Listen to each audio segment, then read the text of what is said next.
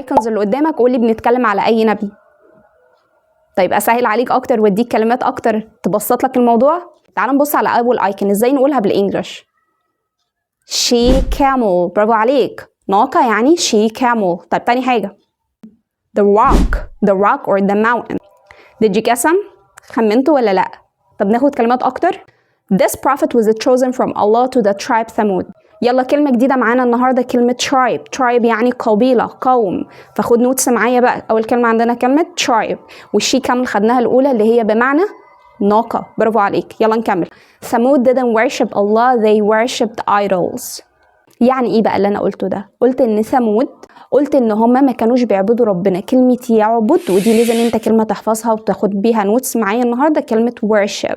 But they worshipped idols يعني أصنام. كلمة أصنام يعني اسمها idols. خد بقى نوتس معايا دلوقتي وسجلها عندك. So Allah punished them by sending thunderbolts. يعني ايه بقى اللي أنا قلته ده؟ قلت إن ربنا عاقبهم بإرسال صاعقة بالصواعق. طب واحدة واحدة بقى مع بعض كده. يعني ايه عاقب؟